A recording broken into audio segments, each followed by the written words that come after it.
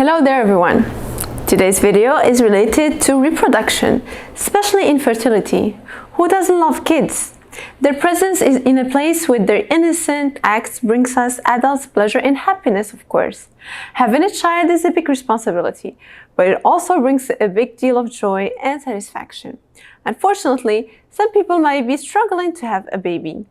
If you and your partner are having this struggle, you are not alone. Globally, about 8 to 12% of couples experience fertility problems.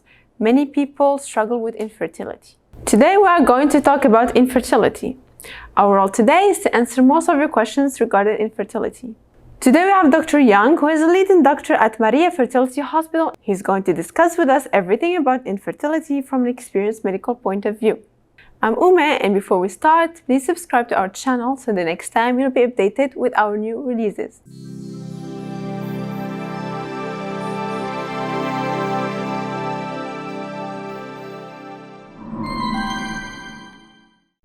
Hello, doctor. Nice to meet you. Hello. Can you please introduce yourself? I am Yang Guang Moon from Maria Hospital's Fertility Center. All right, nice to meet you.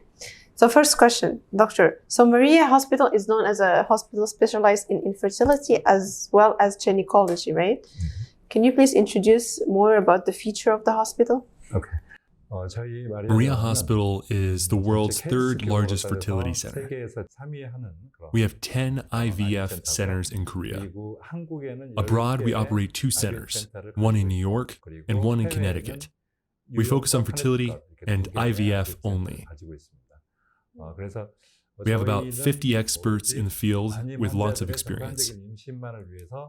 Also, we have about 150 biologists who research IVF, and thus we have our own technologies.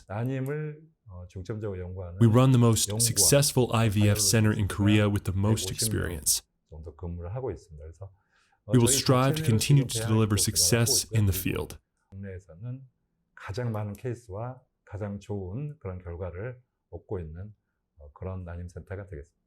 So moving on to our main subject, how is exactly fertility defined?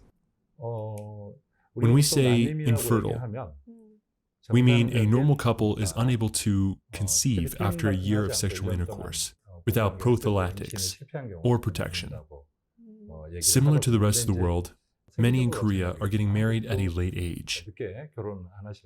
We now recommend getting a test if a couple is unable to conceive after about 6 months after trying. So what kind of tests are done to diagnose infertility? While there are many methods, nowadays we look at the health of the ovulation, as many are less capable of getting fertilized. We can find that out by doing a blood test 2 to 3 days after menstruation cycle. We also see if the pathways where the egg and sperm meet to see if it is blocked. Also, we examine if there are lumps in the cervix or impediments. We should take a look at the male partner. As in about 45% of cases, the issue rests with a low quality of sperm. Thus, we recommend the wife and the husband take a test together. So many people go for artificial insemination and vitro baby surgery, right?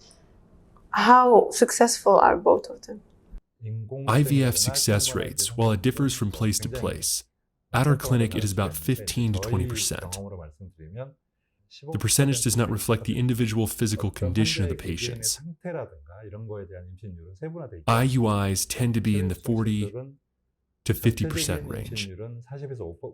But again, depends on the condition of the patient, which can affect the success rates meaningfully. For a patient about the age of 35, after undergoing tests, the fertility rate is 70 to 80%. Highly successful.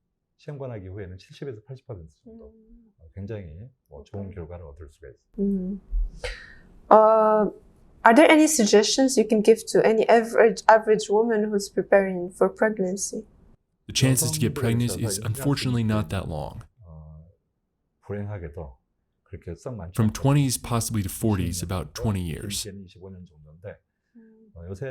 Due to many women having careers and getting married late, Some should find out their condition as well so that they do not lose the opportunity to get pregnant at the right time. If a person believes she will get married late, she should take time to visit a fertility clinic and see their body condition. We can do a lot to prepare.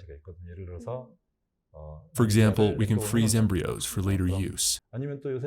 Or these days, couples live together before marrying, and they can also benefit from storing for posterior use.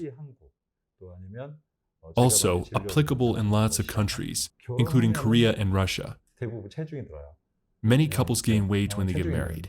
Obesity works against getting pregnant in many cases.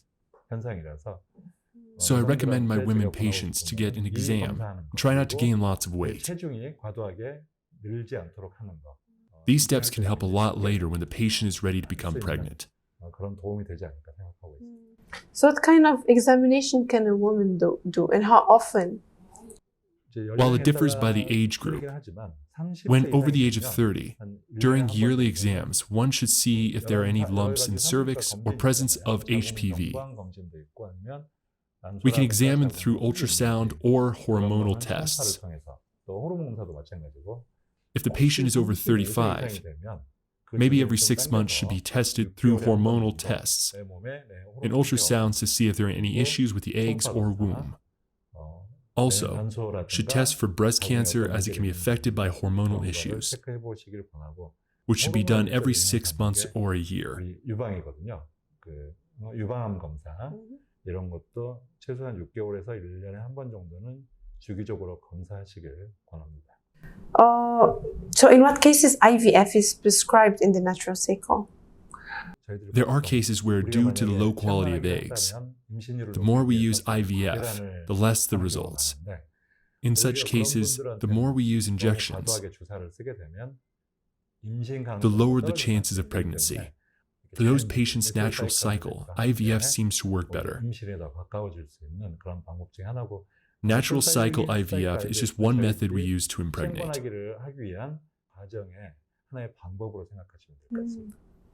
So doctor, what is PGS and why is it so important for people who have had cases of failed pregnancy? PGS tests for whether an embryo has the correct number of chromosomes and which chromosomes are present to see if they are normal. Even abroad, when patients are 37 or older, PGS is recommended. In my experience, using PGS tests can be troublesome as the older patients can lose precious eggs and chances. Here at Maria, we tend to use it for those who have become pregnant but has undergone involuntary abortion in order to find out what the issues were. Also for younger patients who have decent quality eggs, but have failed many attempts for impregnation, PGS seems useful. All right. So my next question is about fibroids. What are fibroids and what kind of fibroids are incompatible with IVF? Fibroids are quite common in women. We see it in about 40%. But if the size is large or located in a key area affecting nearby organs, by pushing it, it can be a problem. Also, frequent urination is also a side effect of having fibroids due to the encroachment of the fibroid growth, which limits the size of the bladder. If these side effects are not present, and as long as the fibroids are not too big, it's not a problem carrying the pregnancy. But in cases where the fibroids are blocking the path to conception by the sperm and the egg, it is best to remove the fibroids prior to doing the IVF. Okay. Can you tell us more about what is hydrosalpinx and how it's diagnosed and treated? Hydrosalpinx describes a condition whereby the fallopian tubes are closed and inflamed, thus does not allow for a normal union of eggs and sperm for conception. Hydrosalpinx results often from prior surgeries in the infected areas, sometimes from problems in the pelvis as well. In terms of diagnosis, we can use ultrasound or we can use tincture to see how the liquid flows into the tubes and see if there are any blockages. We can easily detect that way, or in more difficult cases, use ultrasound techniques. If the hydrosalpinx is present in both the fallopian tubes, normal conception is not possible. Pregnancy can happen in the womb, and in some cases, the discarded matter from the fallopian tubes can interfere with the pregnancy by negatively affecting the embryo.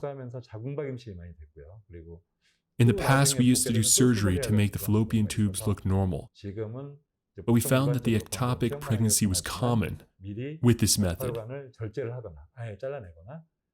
Now we remove the fallopian tubes or cut off the connection between the affected fallopian tube and the uterus. When the hydrosalpinx is severe and the chance of conception is about 50%, then the patient with hydrosalpinx only has half the chance, or about 25% of conception. So in this situation, we recommend surgery to remediate the condition. Okay. So what kind of types of ovarian cysts are there, and do they affect the possibility of pregnancy? Ovarian cysts have a variety of causes. For example, right after ovulation, cysts can form in that location. Most just disappear on its own, but some stay for months. Those are not problematic, but follicle cysts have the potential to turn malignant. Also, endometriosis can negatively affect the function of the ovaries and its system. Treatment depends on the type of the ovarian problem. Some get better on its own. If the cysts are large, for example, about 6 centimeters, surgery is recommended, as it has a chance to turn malignant if it grows further. And in endometriosis, a good judgment is necessary. Often, if surgery is done, the ovarian system drops in function. Since many recover once pregnant, we must decide whether to perform surgery or go ahead with the conception process without.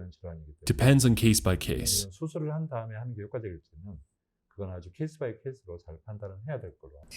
Our last question for today.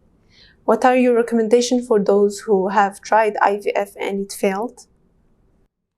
The reasons for the failure are diverse, even if we tried our best, since conception rate is about 50%, which implies about half fail.